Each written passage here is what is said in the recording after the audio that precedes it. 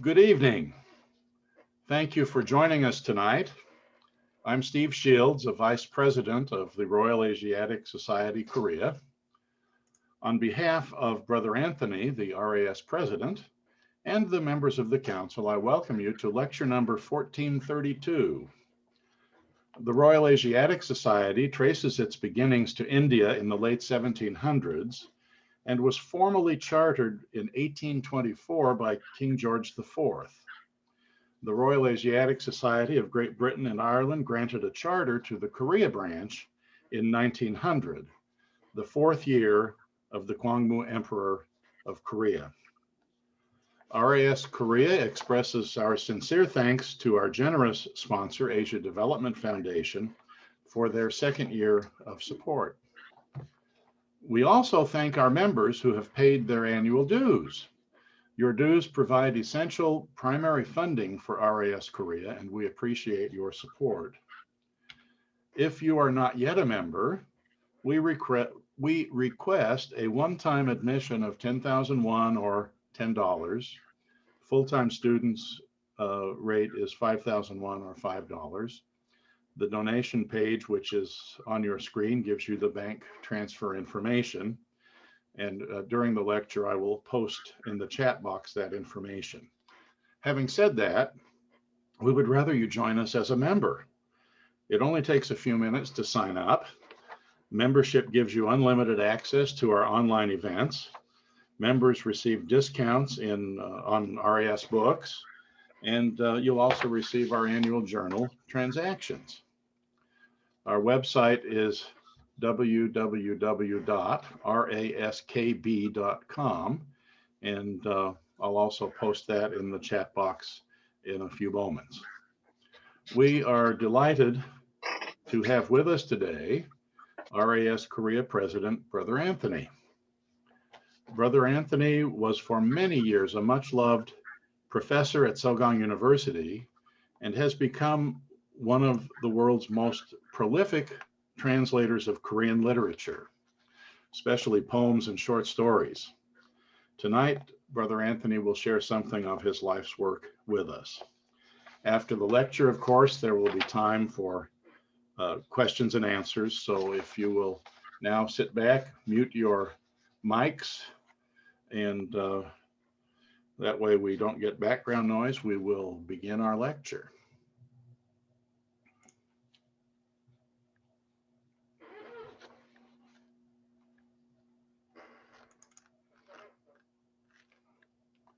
If Steve can figure out how to do it.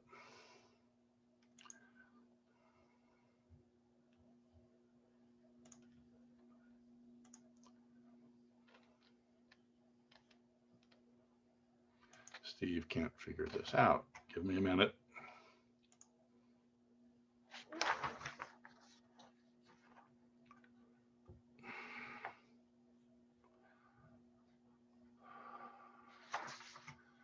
Okay, give me a minute. I'll get this. We'll get there.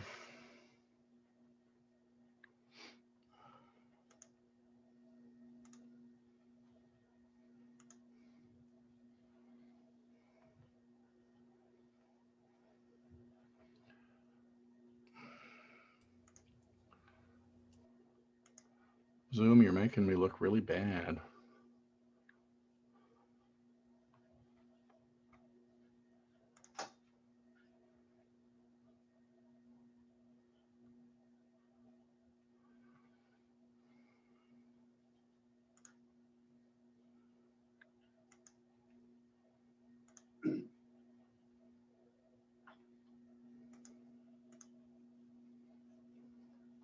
So, good evening. I became president of RAS Korea 10 years ago now. And at the end of this month, I should be entrusting the position to younger hands. And I felt I should give this last lecture for 2020 as kind of farewell lecture as president. Although I hope and suppose I shall still be.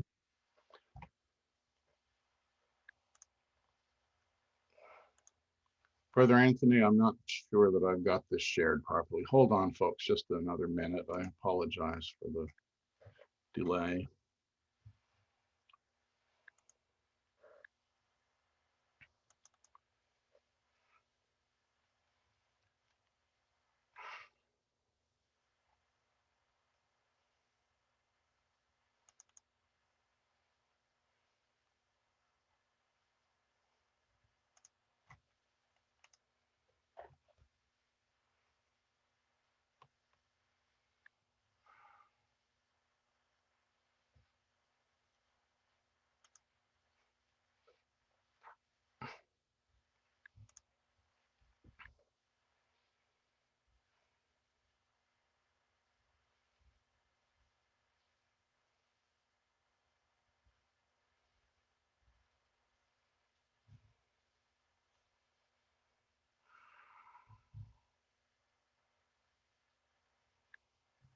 So how do I know it's recording?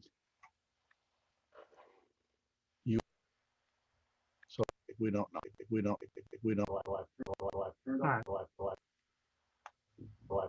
It says stop. So Yeah. you don't have to worry about what people are saying. That lets me and Joanne walk back and forth. Stop share. Yeah, we don't want to stop share and we don't want to stop recording. So just no. so Okay. yep. So just pull that down and hit your right hand key and make sure it's moving. Yeah. Is it moving? Yes. Okay. Yeah. Okay. All right, yeah. Yep. There we go. Okay. Sorry about that.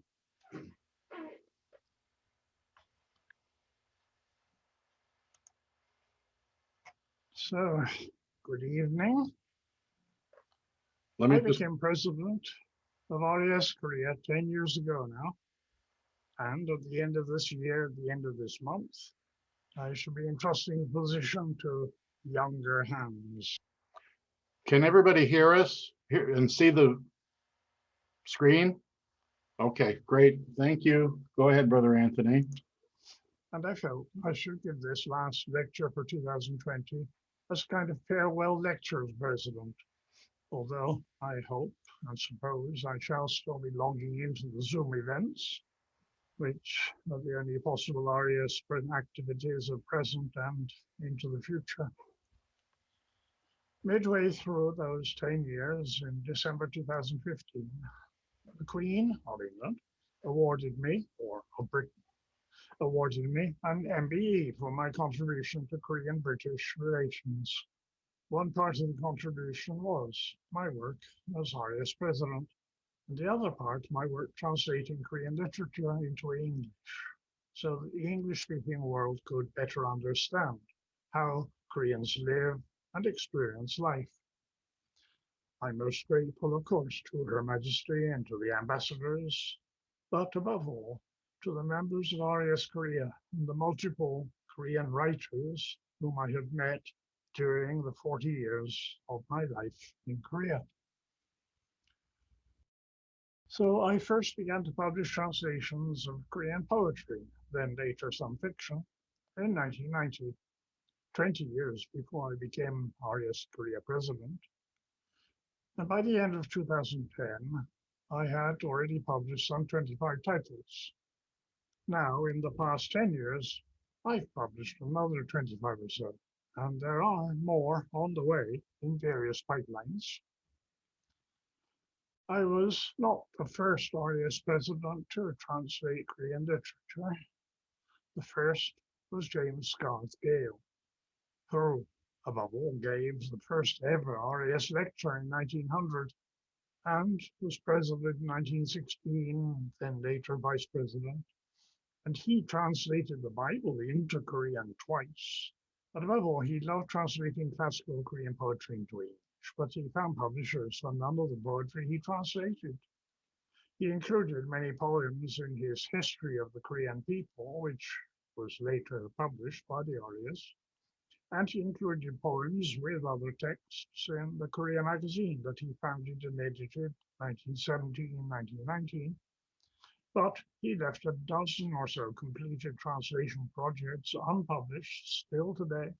They sleep in Toronto University Library, with a publication project now slowly getting underway. And the first Korean poem ever published in English was this little one, translated by James Gale, published in 1895 in the monthly Korean repository. It's not a very interesting poem, I'm afraid. Hold on, filial piety, that ponderous weighted iron bar I'll spin out thin in threads so far as reach the sun and fasten on and tie him in before he's gone, that parents who are growing grey may not get old another day. And the other RAS President, member to devote time to translating and writing, was Richard Rutt, a very scholarly Anglican priest, then bishop, later a Catholic priest, who edited Gale's History of the Korean People with a lengthy, deeply researched biography of Gale and translated several old Korean romances. And then perhaps his greatest achievement, written after he left Korea in 1976, just the year he served as president, was the definitive history of knitting. As an Anglican bishop, he knitted his own mitres. So my own interest in translating Korean poetry and fiction began in 1988, soon after I started to teach English literature at Sogang University. I decided from the start that I wanted to translate as many poems as possible by contemporary, still living Korean poets. And I began with Koo Sang, born 1919, and Sogang Ju, born 1915, senior poets who, of course, later died. But before 2010, the only already dead poets I had translated were Chan Sang-byung, who died in 1993 without us ever having met. Although later I was a frequent visitor to his widow's little cafe in Incheon, and Kim Soo-young, who died back in 1968, run over by a bus in front of Sogang University. Chan Sang-byung remains many Koreans' favorite poet, and Back to Heaven is in fact the only poem I know by heart. It's a wonderful poem, written when the poet, at age 40, was sick, thought he was dying, after having been arrested and tortured for no reason by the authorities 2 years before. Yet still the world for him was beautiful. So first of all, the first poem he wrote when he was still a teenager, a schoolboy, Rivers. The way rivers all flow into the sea is not the only reason I've been weeping all day long up on the hill. It's not the only reason I've been blooming and longing like a sunflower all night long up on the hill. The reason I'm weeping for sorrow like an animal up on the hill is not only because of the way rivers all just flow into the sea. And back to heaven. I'll go back to heaven again, hand in hand with the dew that melts at a touch of the dawning day.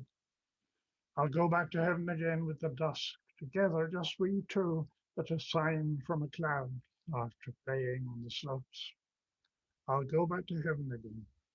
At the end of my outing to this beautiful world, I'll go back and say, that was beautiful. Then in 2010, the son of the long-dead poet Kim Yong-nam asked me to translate his father's poems. He was a well-loved Korean poet born in 1903, but he'd been killed in Seoul in 1950 as the North Koreans were withdrawing. He left a crowded air raid shelter where he was safe so that some others could get inside, and then he was killed by shrapnel. He expressed his anti-Japanese feelings during the colonial period by always wearing Korean dress, letting his hair grow long, and not allowing his children to take Japanese names. And he also refused to write poetry for much of the Japanese occupation, so that his total output was barely 80 poems.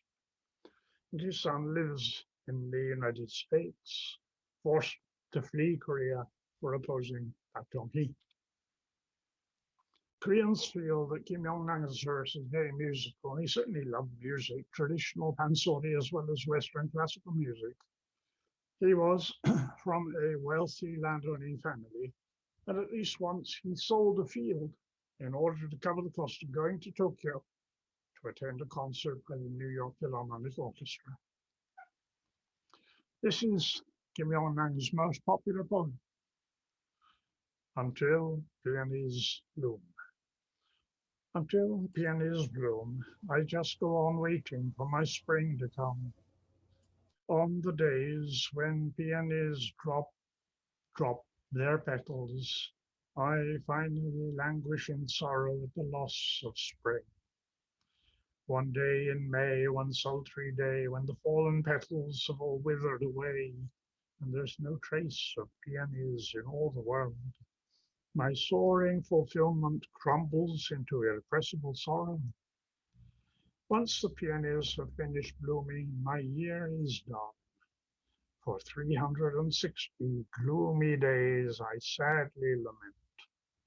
Until peonies bloom, I just go on waiting for a spring of glorious sorrow. I nearly forgot to mention Kim Kwang-gyu, who is the same age as I am, professor of German literature. His first poetic activity was the translation of German poetry into Korean, and that gave him the impulse to start writing Korean poetry, but in a style that owed nothing to Korean poetic conventions. Heine, Eich, Brecht, they taught him the value of subtle humor in writing satirical poems. His early work was hailed for its skill in mocking the military dictatorships. So this poem is about surviving under press censorship and fake news. The land of mists. In the land of mists, always shrouded in mist, nothing ever happens. And if something happens, nothing can be seen because of mist. For if you live in mist, you get accustomed to mist, so you do not try to see. Therefore, in the land of mists, you should not try to see. You have to hear things. For if you do not hear, you cannot live. So ears keep growing bigger. People like rabbits with ears of white mist live in the land of mists. I'm afraid it was only in 2011 that I finally produced my first collection of poems written by a woman, Kim Seung-hee. Walking on a washing line, and until 2020, worse still, it was the only one to my great shame. A popular feminist surrealist poet, she was also a colleague of mine, being a professor of Korean literature in Sogang University, where I was professor of English. So now, later in 2020, I just had the joy of having a second collection by her published by a very good press in Britain. The title poem of that first volume, here's the beginning of it, Walking on a Washing Line. I'm walking on a washing line. I would really like to be engrossed in the task of aestheticizing the crisis without exaggerating the crisis, feeling I'm walking on a washing line high above the clouds. If that's a lifelong task, now is the time when it comes to the fore in capital letters. If that's the poet's task, although it may only be at the level of family handicrafts, ultimately it can include a quite significant cosmic content. In this age of vandalistic capitalism, it means that this creature known as a poet, gaunt and withered like the pencil lead of dire poverty with nothing to eat or put on, digging away in the lines on her palm, then planting above it a single fantasy rainbow like a clothesline, is aestheticizing and maximizing the washing. And so it goes on. And at the same time, I departed radically from my norms in order to publish translation of the three ancient texts about tea written centuries ago in classical Chinese. And that was only possible because I translated modern Korean versions. Then a friend in the United States who was an expert in ancient Chinese texts about tea corrected my translations against the originals and added lots of notes. Then Soul Selection Publishing did a wonderful design job. It's my most beautiful book. And the first text is the oldest Korean text about tea by Mok from the 15th century. Chabu, kind of rhapsody to tea. Although all the detailed references are to tea in China, nothing indicates that he ever drank tea in Korea. And he was executed in 1498, aged only 27, during the Mosawa purge under the ill-fated Prince Yunsan, simply because his already dead teacher had once written a veiled attack on the prince's great-grandfather, King Sejong. Those were dangerous times for tea. And his chabu ends ecstatically. Wisdom is to float like an empty boat on water. Benevolence is to admire the trees and fruit of the mountain. When the spirit moves the heart, it enters the wondrous. Even without seeking pleasure, pleasure arises. And this is the tea of my heart. It is needless to seek another. And the book also includes two texts by Choi Sunsa, a monk who learned how to make cake tea from the great scholar Taizé, Zhong when the latter was exiled in Kanjin. The first text is the general one about tea, copied from a Chinese encyclopedia, but the second is a poem with copious notes, Dong Da Song, composed by Choi in 1837. It often refers to the classic of tea by the Chinese tea sage Liu Yu of the Tang dynasty, and although the title says the poem is a celebration of Eastern, that is Korean tea, the only mention in it of Koreans actually brewing tea is far from complimentary. He says, above Hwage village in Chimsan is Chilbul Meditation Hall. And those meditating, monks meditating there, often picked tea late, old leaves, and dried them in the sun. Then using firewood, they cooked them over a brazier like boiling vegetable soup. The brew was strong and turbid, reddish in color, the taste extremely bitter and astringent. As John saw in the kitchen said, heaven's good tea is often ruined by vulgar hands. Back to poetry. In Pak, his pen name was Pak Yun, was not very well known in Korea as a poet. He was extremely well known as a leading philosopher. He did a first doctorate on French literature in the Sorbonne in Paris, then moved to the States, did a second PhD on Merleau-Ponty. He taught philosophy in the US for 20 years before returning to Korea to go on teaching. And he wrote and published poems both in English and in Korean. We became good friends. He was happy that I translated his poems, but by the time the book was published by a very kind Coast Selection, he was unwell, very unwell. I never actually saw him again after that. And the book did not sell very well. Here's one poem. Poetic words, tangled, piercing, like barbed wire. Poetic words inflict nothing but pain, while on the meanings, scratched, pierced, blood pools thick. Alienated beings in agony, poetic words pierced when language is read and the truth grasped, breaking and cut. Seek the meaning beyond meaning, that is, no meaning. Also in 2010, I was appointed chair professor at Untitled University, and I've translated 3 poets who are teaching there. The first, Yi Xiong. He was born in Kure, South Cholla, in 1949. He's in charge of the International Creative Writing Center. Then Kim Subo, was born in Hamyang, South Gyeongsang Province in 1953. He's now the university's president. And Dan Do-hyun, born 1961 in Yeoncheon, also teaches at the International Creative Writing Center. So one poem by Ishion, titled Poem. -20, the temperature outside, and when I got up after sleeping, the baby squirrel was pressed against the window pane, staring up at me with bright eyes. Ah, those two eyes, the most beautiful person in the world, closed at the very end on departing.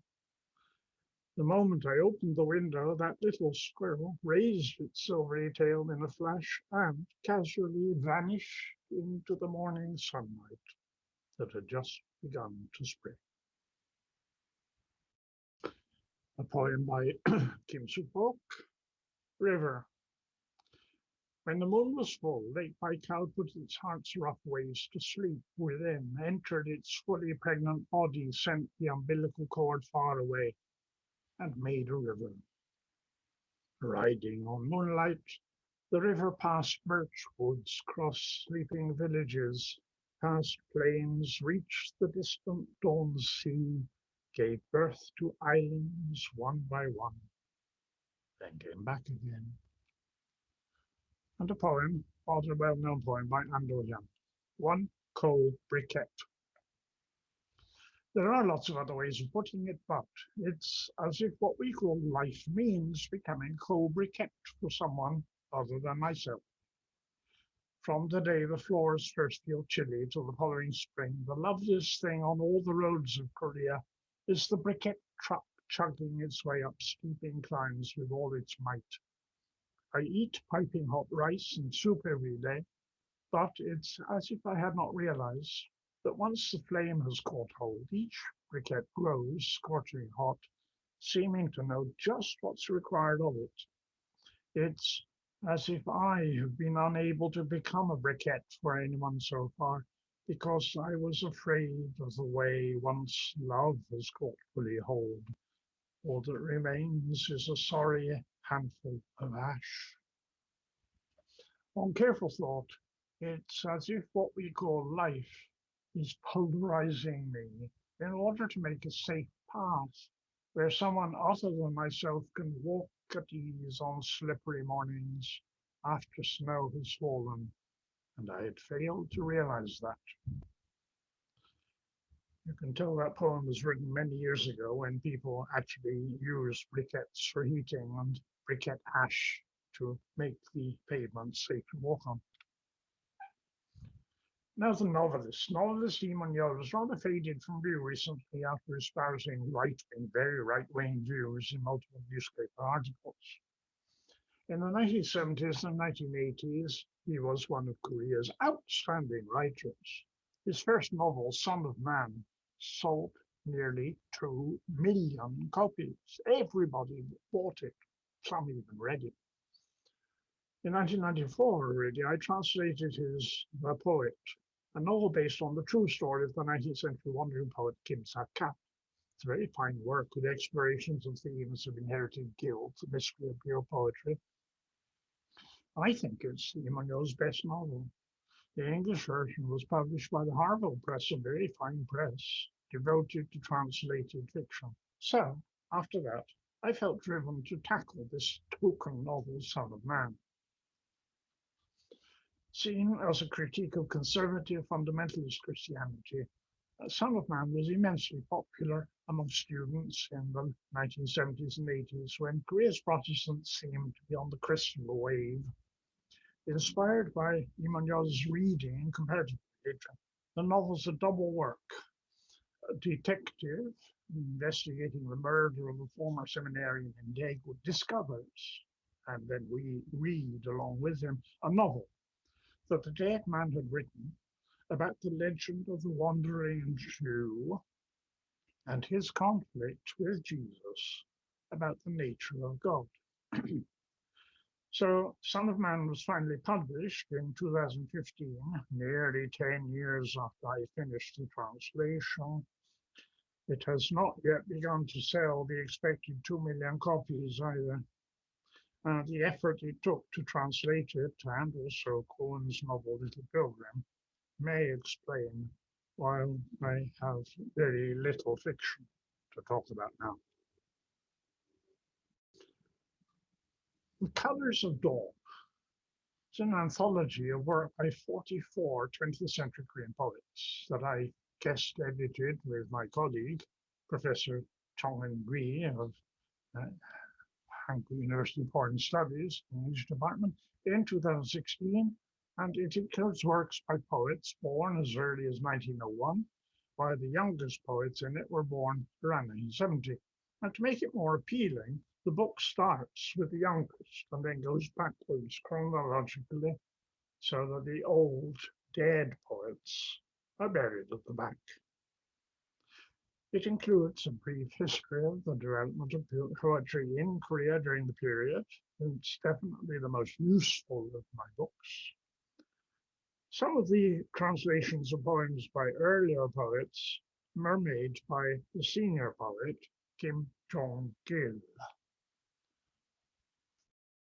Kim Jong-gil was born in 1926 near Andong.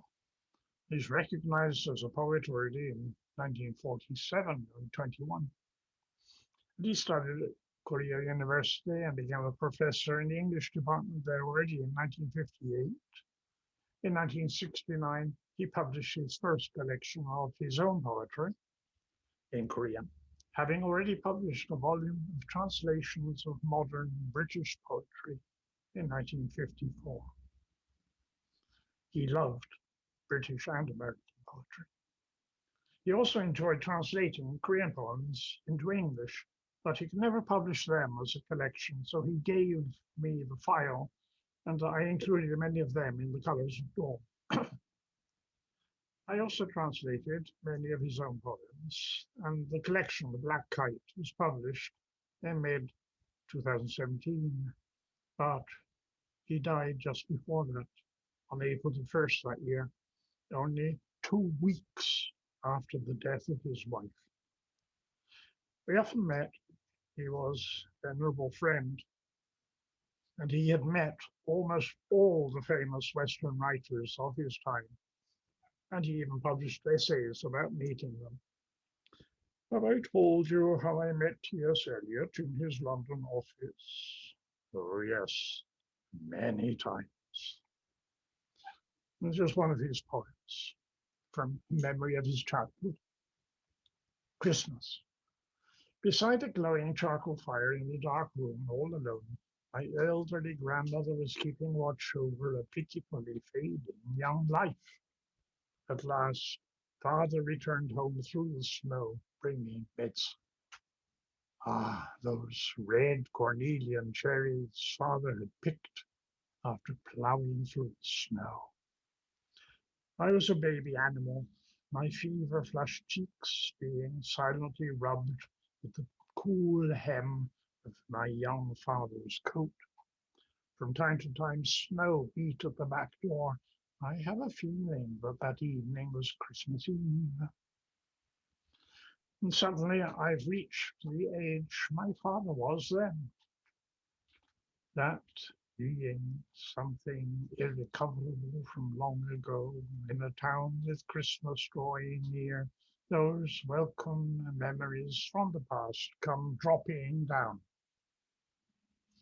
If I suddenly feel father's cool coat hem on my sorrowful 30-year-old brow, is that because the red cornelian cherries picked in the snow are still flowing, melted in my blood? One of the most amazing poems included in The Colors of Dawn is Five Bandits, a fierce and famous political social satire by Kim Ji-ha that earned him years in prison. Written in a style recalling traditional pansori narrative, its climax is a list of the furnishings in the bandits' homes and the food served at the banquet hosted by them. So, a couple of very small segments of long lists. The furnishings: electric clocks, electric rice bowls, electric kettles, electric chopsticks, electric vases, electric mirrors, electric books, electric briefcases, iron, glassware, clay, woodware, porcelain, celadon, white porcelain from Corio, Picasso's hanging upside down, Chagall's hung sideways, orchid paintings by Sokpa, glossily mounted in gold lacquered frames, 400 scroll paintings hanging up, 8,888 paintings with mountains, rivers, flowers, birds, butterflies, people, all crammed together. And then the banquet. Broiled cow hair, fried pig's nostrils, goat spears in batter, boiled deer horns, shish kebab, four-footed chicken legs, fried pheasant pins, tempura, bream wings, pickled Corina's toenails, the ears of croakers, bass, amberjacks, flounders, and sweet fish cut off and served up raw in salads, stews of the scales from octopus and sea slugs, pork cutlets of beef, beef cutlets of pork, soup of swellfish with its blood not drained, honeyed cookies made of wrong-like bleach, honey cakes of methadone, saccharine condiments, poached frog spawn broth, lentil jelly, seaweed jelly, magneputrescent root liquor.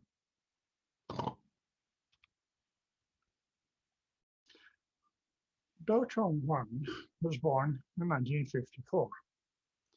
Began work as a high school teacher, and then the death by cancer of his wife in 1985, just 2 years after they married, a few months after the birth of their second child, inspired him to write a volume of melancholy poems of love and loss, Hollyhock You, which brought him instant fame.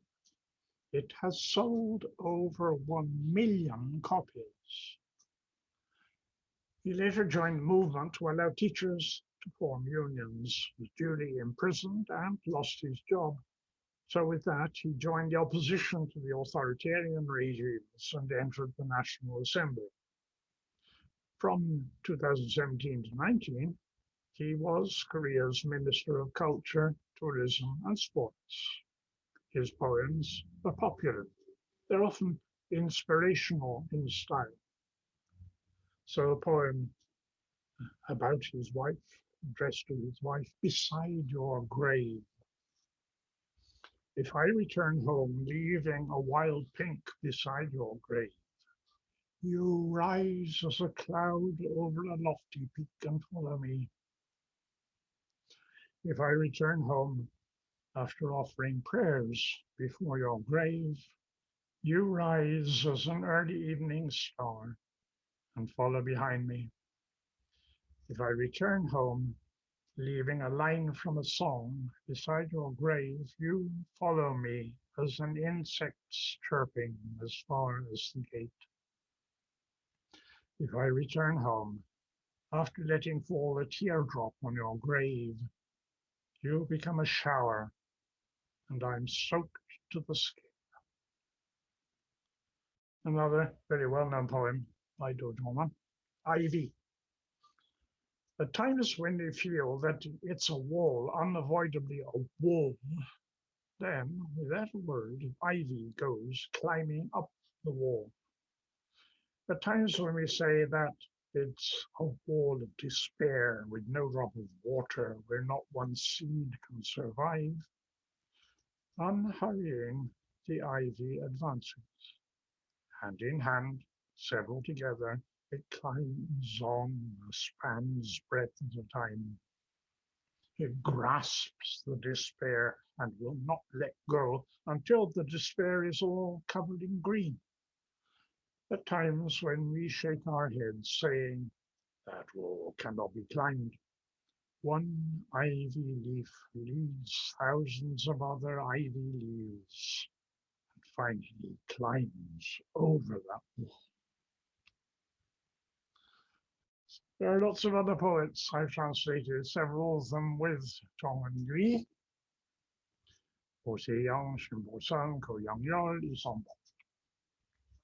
But then, moving on, Chong Ho Sung.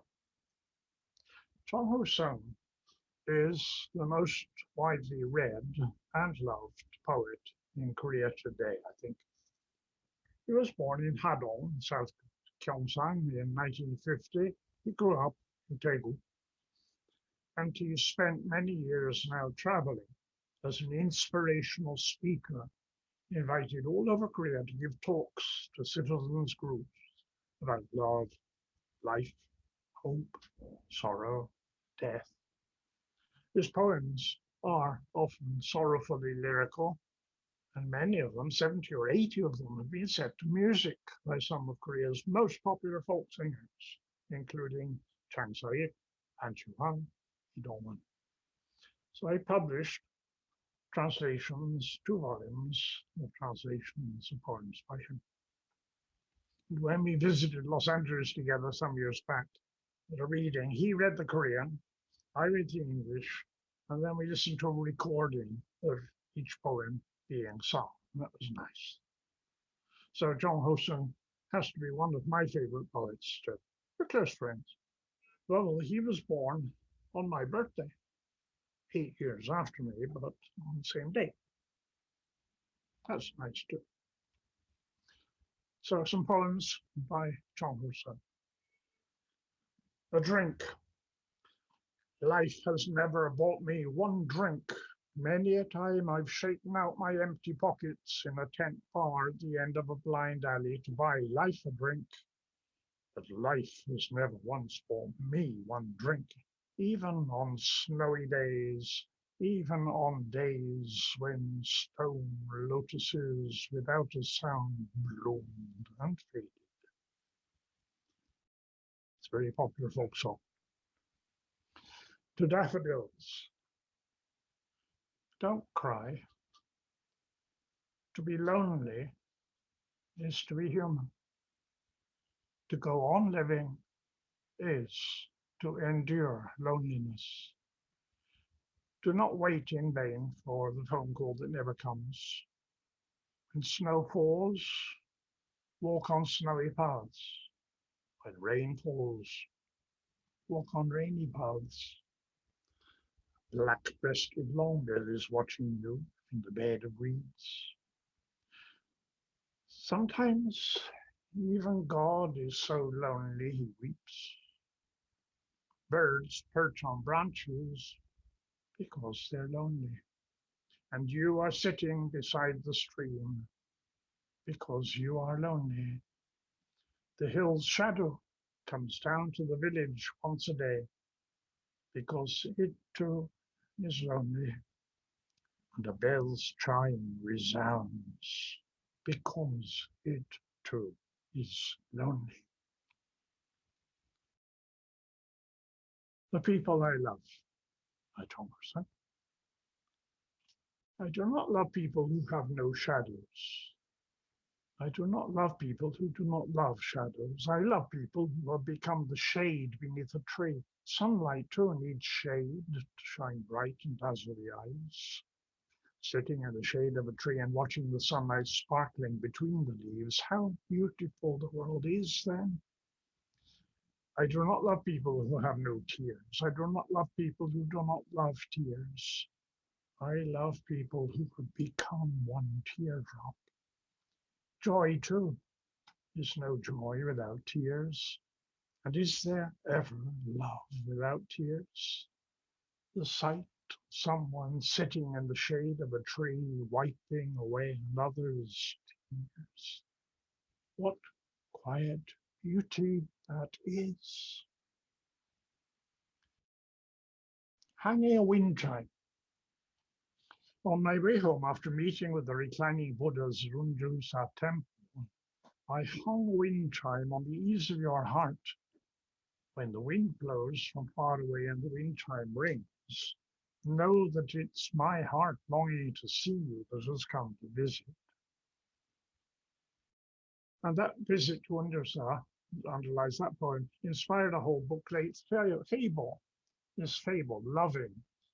The main character in the story is a fish, a brass fish from a wind chime at Unjusa Temple, named Blue Bubble Eyes, and coming to life, it goes flying or swimming around the world in search of love and a more fulfilling life.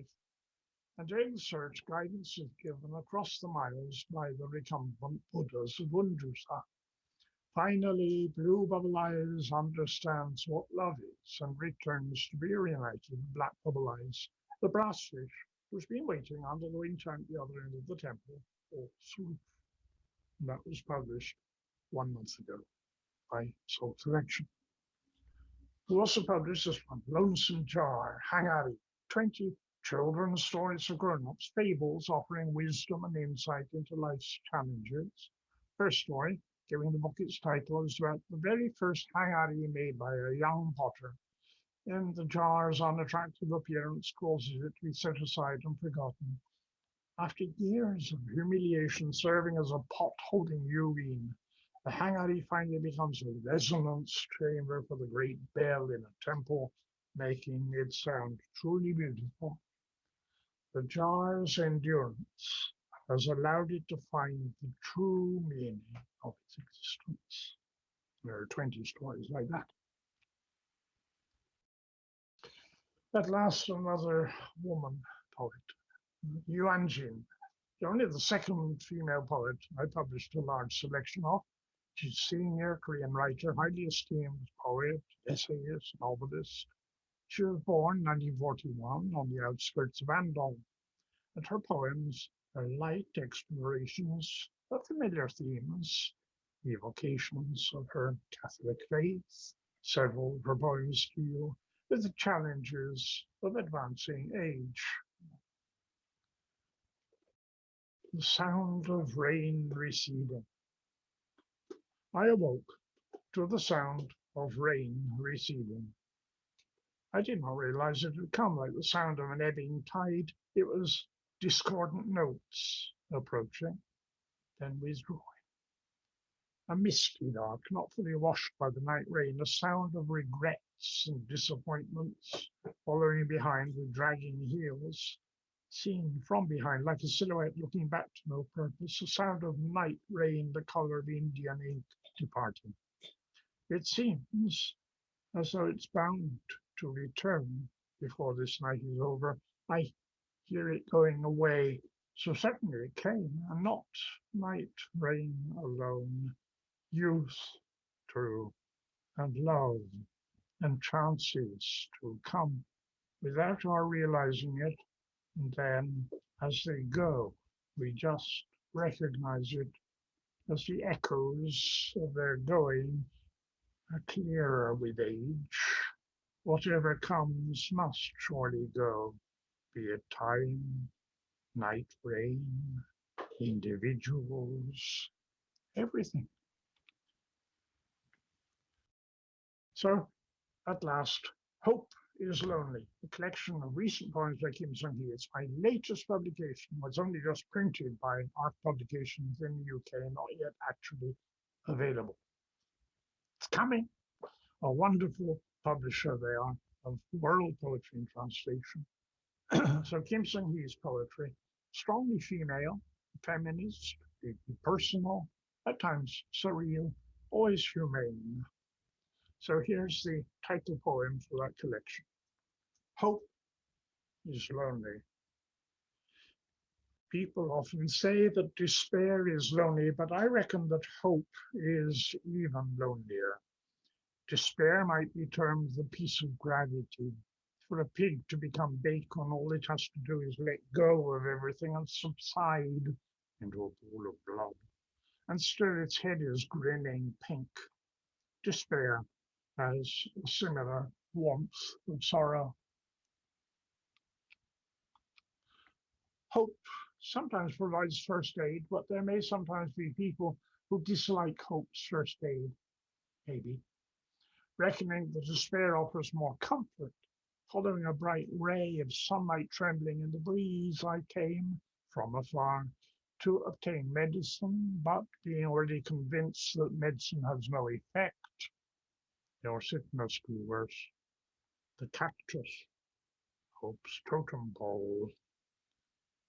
Even on a night when all the words flew away from the dictionary, even at that moment like blue lightning, standing quietly before a chair after taking off my shoes. The word hope barely managed to remain, and because of that one word hope, I cannot discard everything.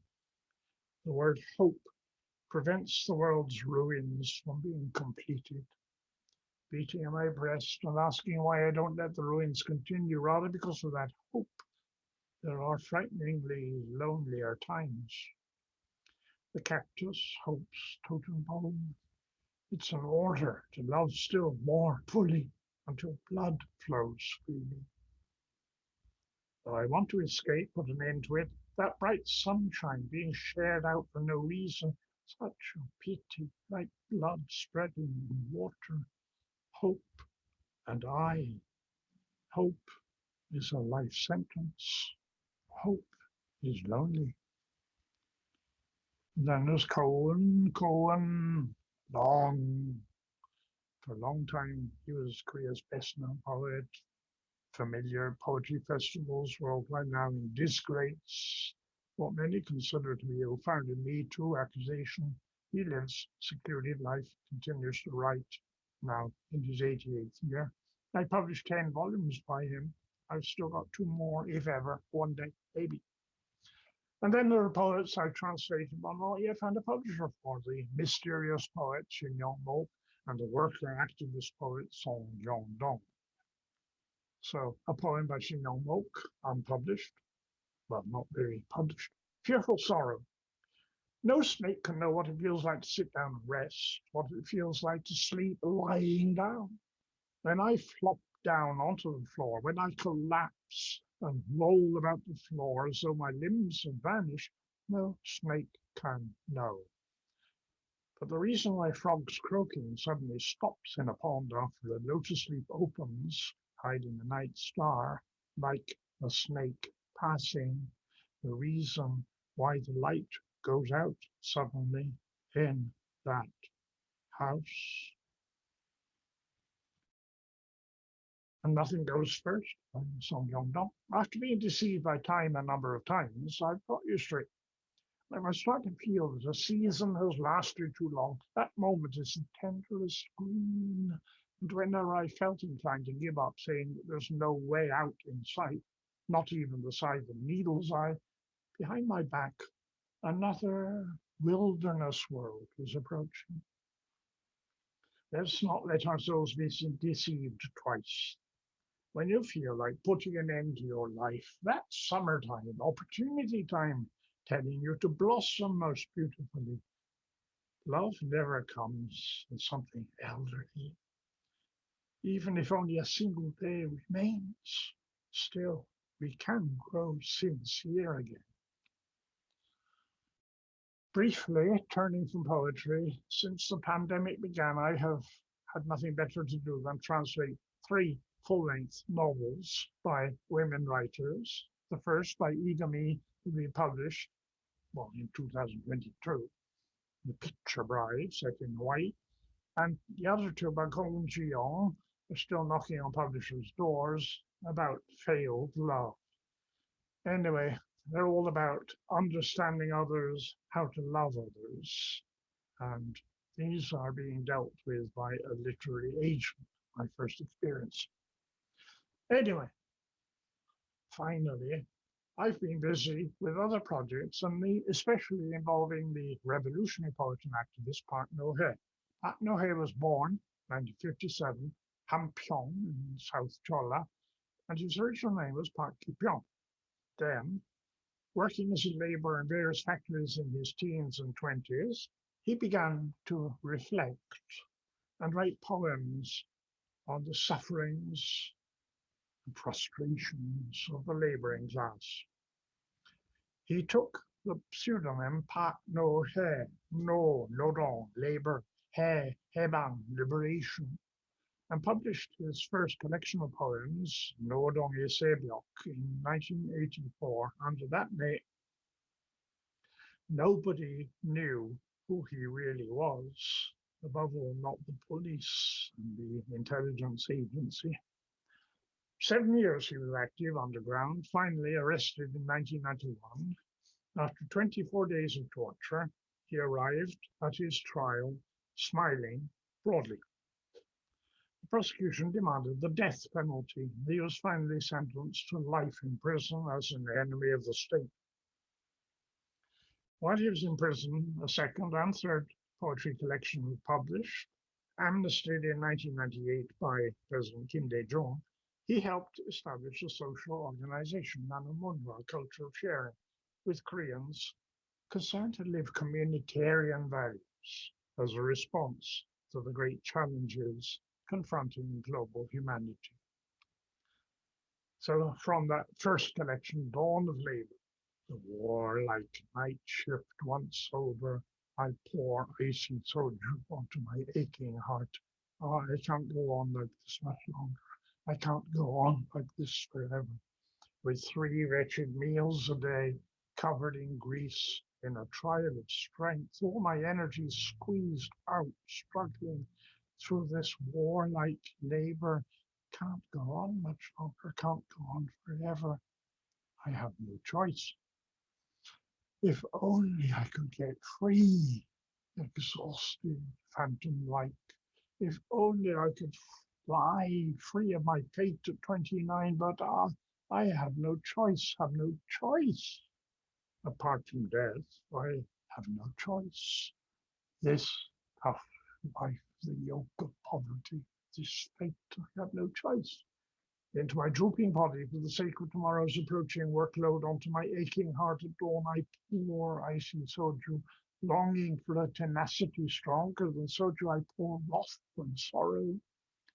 This unavoidable wall of despair will break and burst in the end in rough drops of sweat and blood.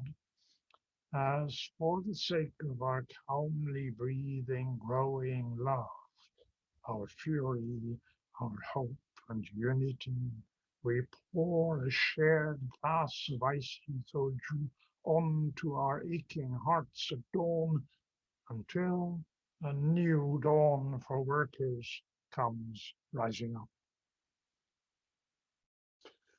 In 2003, the United States invasion of Iraq, Pat Nohay went there to help protect helpless civilians and promote peace. In 2006, he was in Lebanon on a similar mission. From the start, he combined poetry, writing, and photography as he went to many countries that were suffering from wars and poverty, such as Palestine, Kurdistan, Pakistan, Aceh in Indonesia, Burma, India, Ethiopia, Sudan, Peru, Bolivia. Then, in 2010, he held his first exhibition of photos taken in those troubled countries. And today his work is on permanent display at the RAS Gallery near Clonbacone, with a new exhibition every 6 months. And the captions full of photos are translated now by me. So, photos of poverty and life, simple human life. Drawing water at daybreak. Daybreak is life's mystery. When night comes walking, then the sun rises again, a new life begins as day dawns in the Ethiopian highlands. I return home from a long journey to draw water. With this water I will wash rice, wash myself, quench the cattle's thirst. My steps, bearing such a burden, are heavy and slow. But if there's love and hope in the weight of this life's burdens, the strength to endure is given. I have ever lived day by day. I am touched. Give thanks. Endure. Dawn market in Khartoum. In the desert where the Blue Nile and the White Nile meet, the celebrated Khartoum Dawn market is being held. Is there any other market as vibrant with such rich, varied, tidy, vivid vitality? After carefully stacking onions in his grow, the merchant owns and reads a precious newspaper that many read in turns.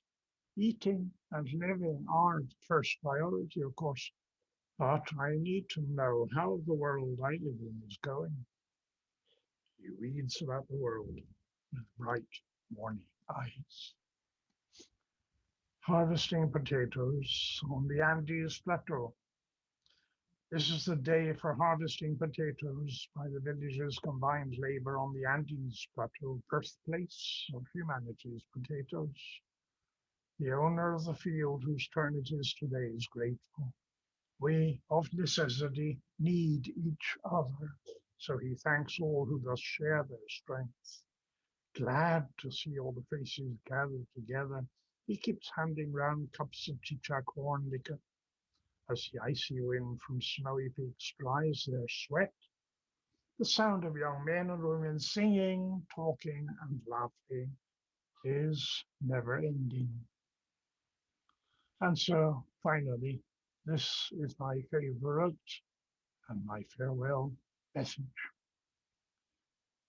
Setting out again at dawn. Any who have come a long way will know. Any seeking a path today will know that here is not my abode, that my own path is calling me. Oh, I'm a wanderer between two worlds, a pilgrim ever walking on in search of a path. Every day is a good day. Once again, I set out at dawn.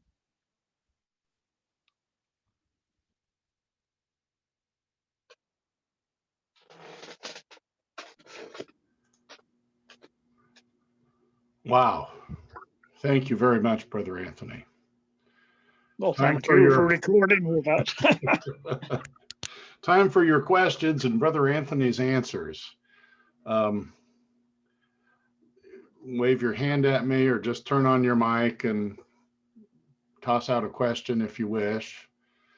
I don't think we need to stand on too much formality.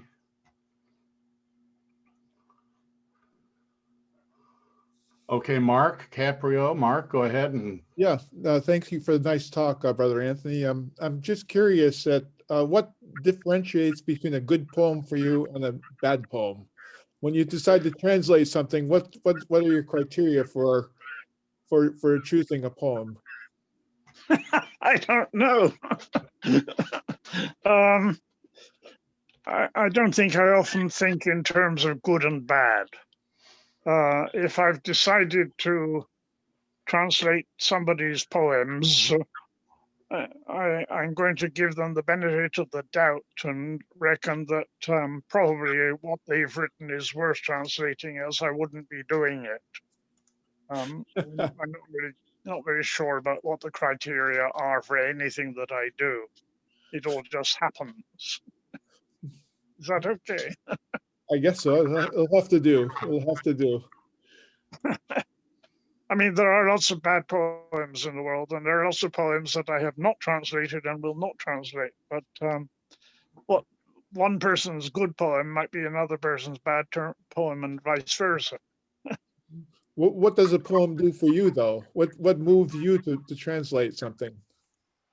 Well, I say I don't choose. Some people, like the other translator, Kevin O'Rourke, who died recently, Yeah. he always chose poems because he really liked them and they spoke to him, and he wouldn't do anything else. That's a sort of anthologizing approach.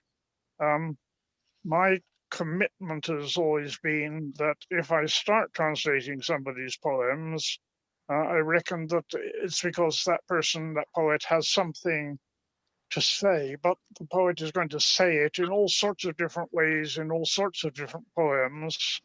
Some of them might mean more to me, but still, I trust him to have something to say, not just to me. And therefore, I don't sort of filter out the poems that I might not like or not understand properly. Thank you. I had a question posed to me by a friend, Brother Anthony, about how does a translator convey what's being said in the Korean poem to an English language format? Yeah, well, he's translating, and especially, I mean, I'm trying to translate Korean poems into English poems. So it's perfectly obvious, should be perfectly obvious, that the English poem that I produce is both the same as the Korean poem and totally different. They are both true because this poem is in English, and English doesn't work like Korean, doesn't sound like Korean. The words are different, the grammar is different, the order of lines is different, but also the associations of words and images are different because English people have not lived Korea's history. And so it's not a matter of English people have, or American, whatever, English speakers having the same reaction to, response to, feeling as Koreans have, because they're different. Therefore, translation involves building a bridge over that difference and not being discouraged by it, but also not pretending that, I mean, when it's published, this poem or this book of poems is by Kim Seung-hee. It's not by Brother Anthony. The publishers always wanted to be by the original poet, but the original poet doesn't know English. The original poet didn't write it in English. It's not really by that poet, but the poem has still to be somehow the same poem. Mm. I mean, obviously, the obvious example is Ko Eun. When I was translating Ko Eun, his wife was professor of English, and she insisted that she was going to check all my translations, every word, in case I got something wrong or didn't say exactly what her husband said. But I always do hope to have somebody check, simply because Korean is so difficult. And I'm not good enough to get all the grammar when in these poems they don't have a subject and the order's odd and they don't have a final verb or whatever.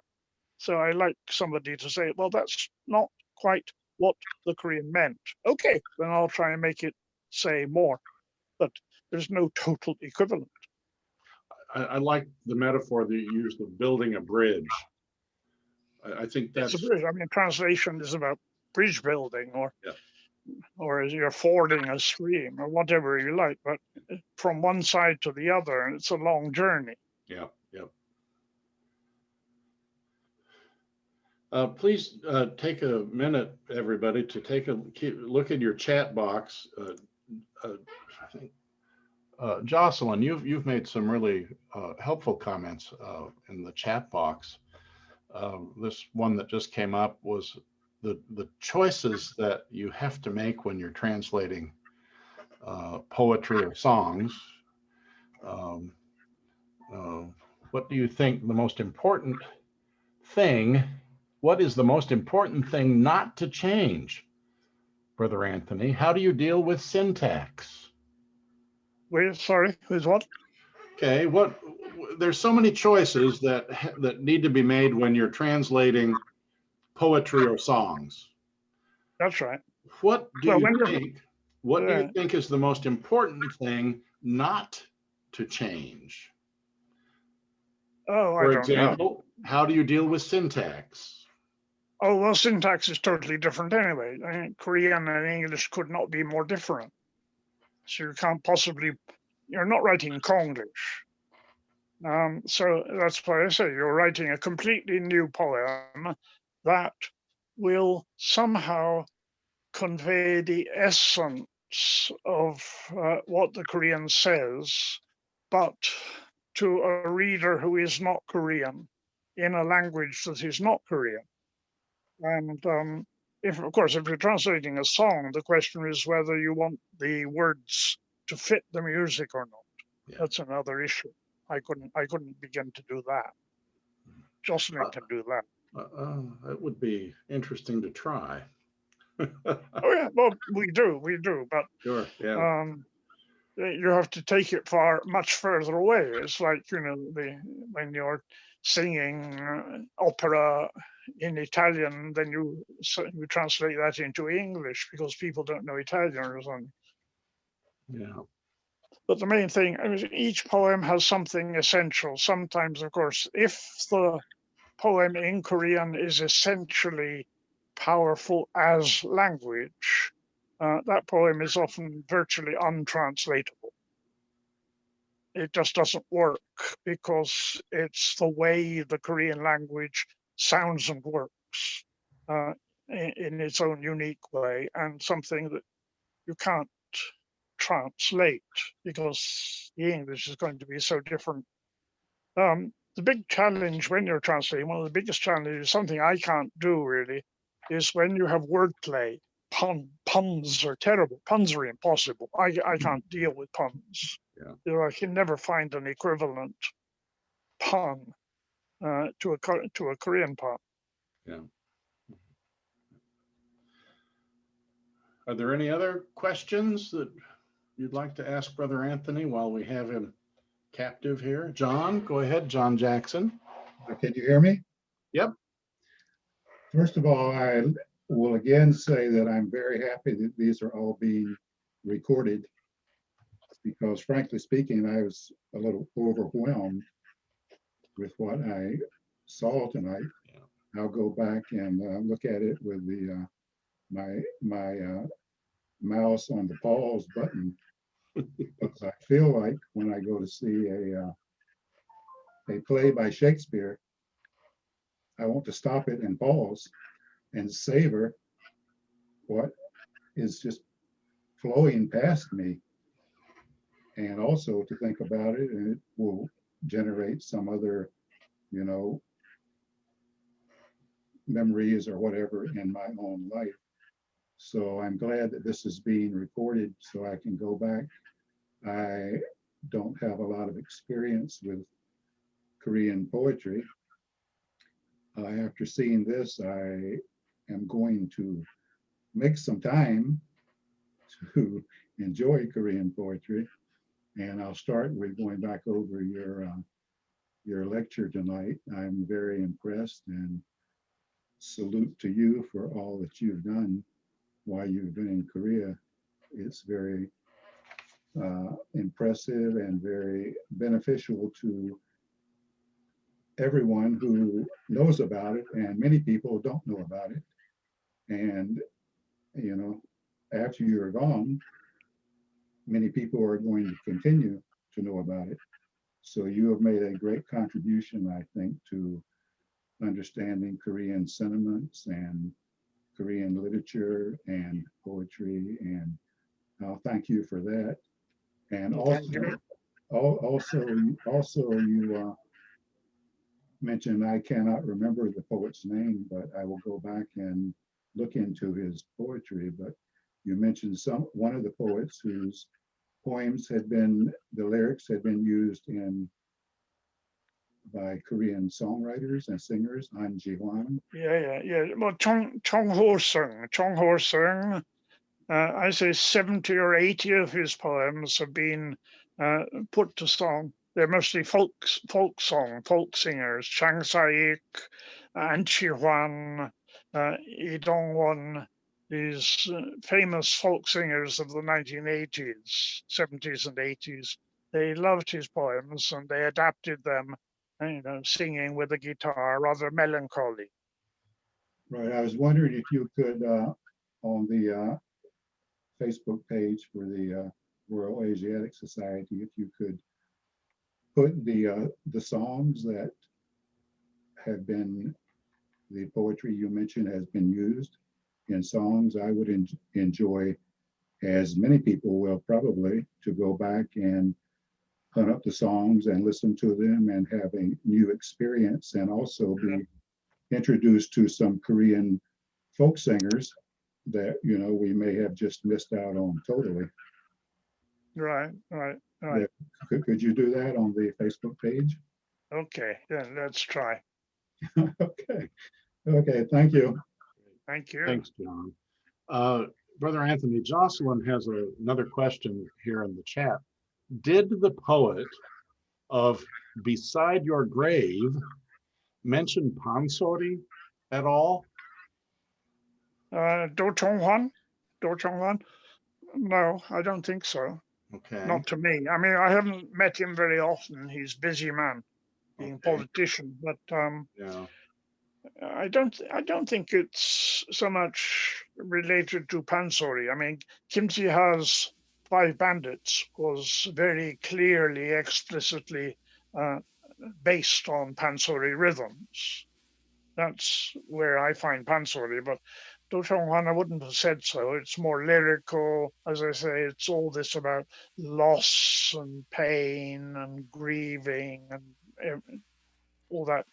Can you hear me? Quite pansori. Yeah, go ahead, Jocelyn. Yep, we can The hear reason you. why I was asking is because of course I only saw your translation and didn't see the original, but the reason why I'm asking is because the translation looks very much like the translation of the Jungmori section of the Saranga, of the love song from the Chunhyanga, from the Song of Chunhyang.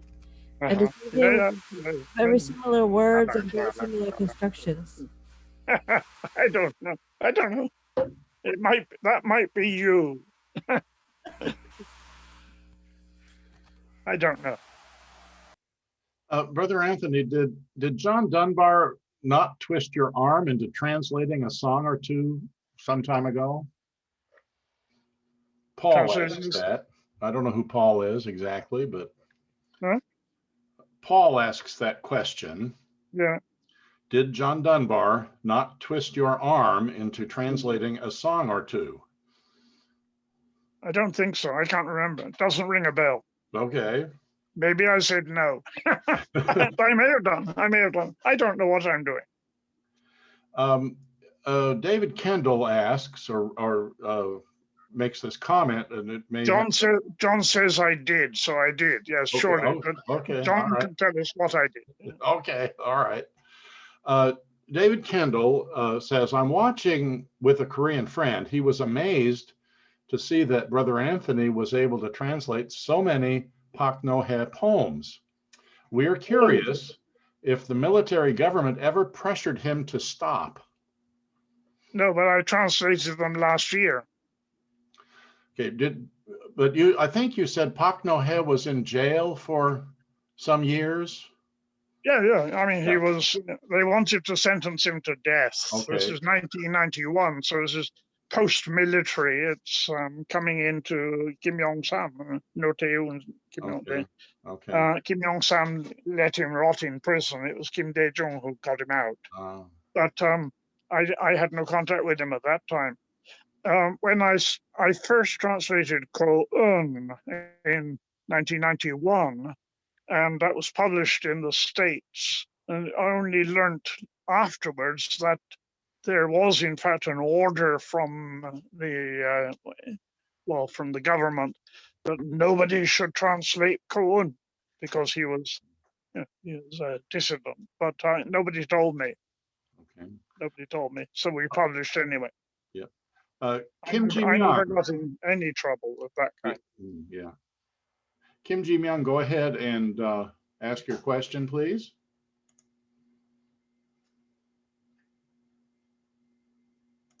Oh. Kim Do Ji-myung. you hear me? Yes, Do we you can. hear me? Yep, we do. Thank you. Do you see me? Yes.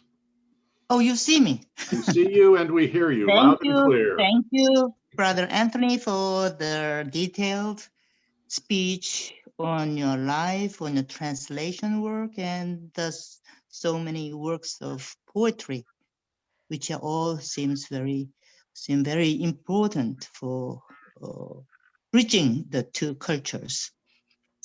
My question: do you feel that your wording, the vocabulary, has changed from when you started the translation at the beginning and now? Because the world seems to have changed so greatly from analog to digital, and music and the culture in general have changed a lot.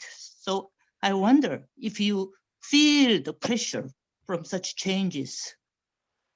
In the Korean, you mean in the Korean poems? You work with both languages, from the Korean poetry to English translation. So I think you have to pay attention to the vocabularies of the Korean poetry and also the English words you choose. Well, you see, I'm now about the oldest translator surviving from Korean. There are lots of younger translators who will have a different vocabulary. I left England 50 years ago. Yeah. I spent 10 years in France, and since I've been in Korea, at home, I have spoken in French. In Korea, I've been speaking more or less Korean, and then at Sogang, I taught in English. But my English is the English of my youth, of my childhood, of my reading. So it's surely a bit old-fashioned. I don't know. I mean, it's my English, but it's not perhaps the same English, say, as John Dunbar has. Also because he's in a world of pop music, of indie bands and that, which would influence his vocabulary and have had no impact on mine. What's sure is that younger Korean poets have a very hard time knowing how they should write poetry, not just words, but what is poetry? What's it for? What are they supposed to be doing?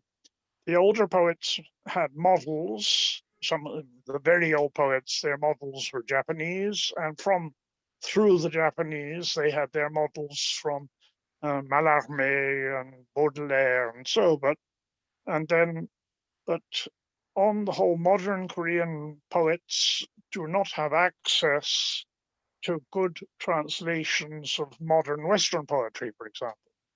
So they don't really know what young poets in the world of English, what they're saying and how they're saying it or what they're talking about. They don't have models. Their models are almost always Korean, but their models show them what they don't want to write, what's already been done. They want to be different. They want to be new.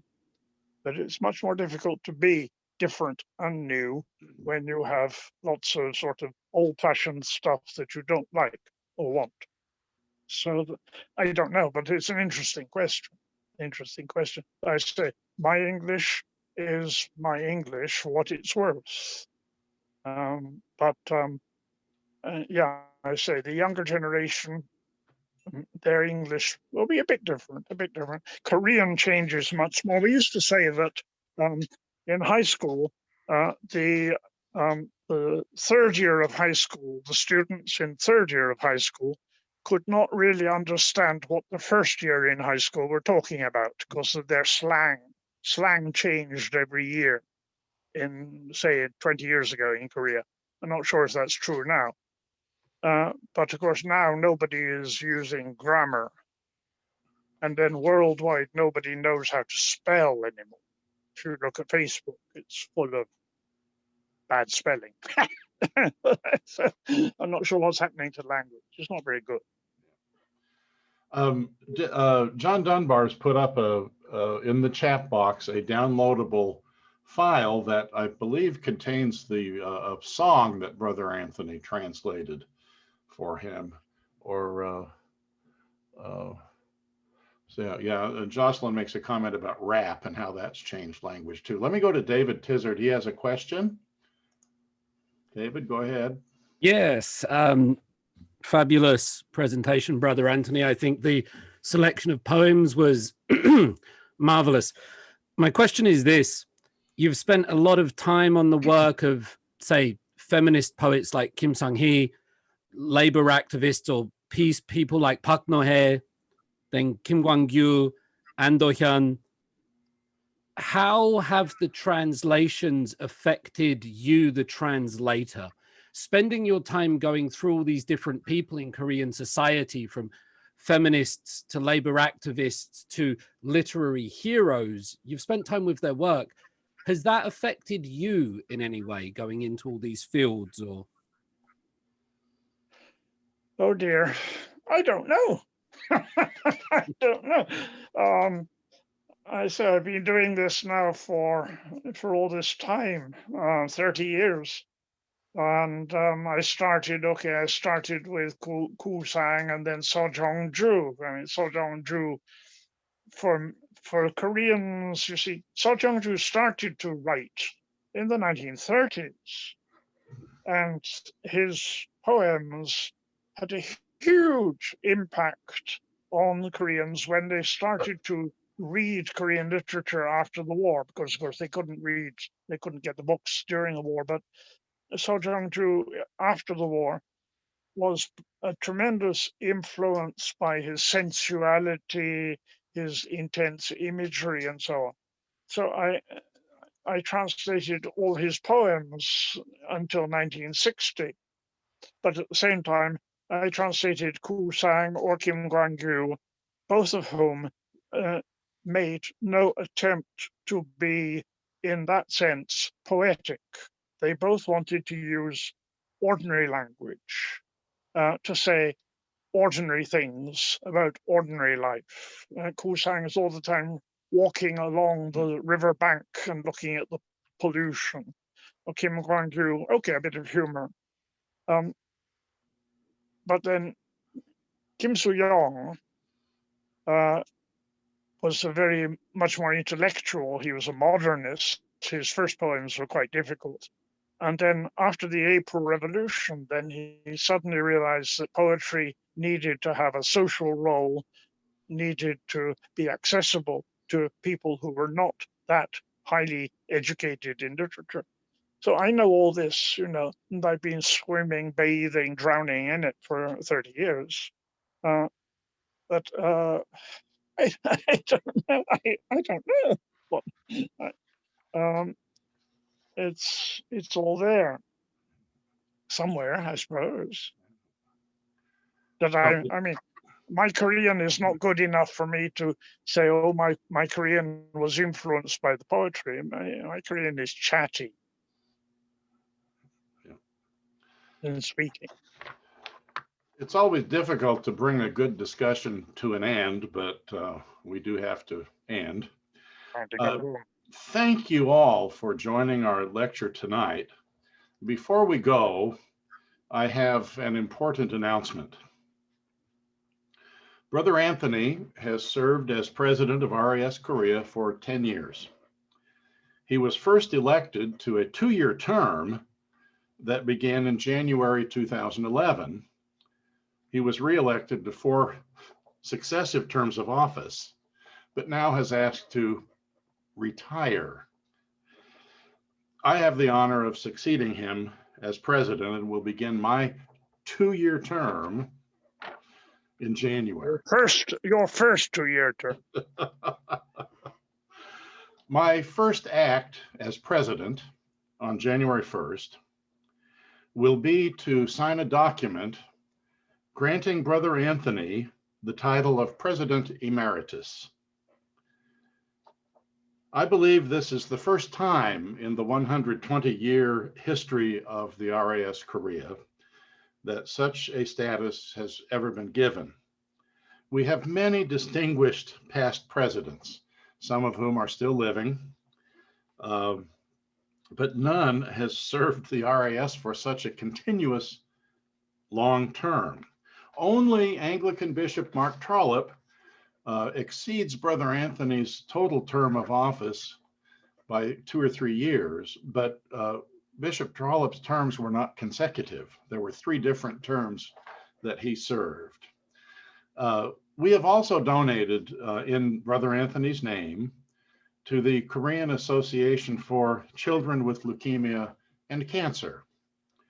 We couldn't think of a better gift to give someone whose life's mission has been with youth and ministry with people that are on the tangents of mainstream society, I guess, if you will.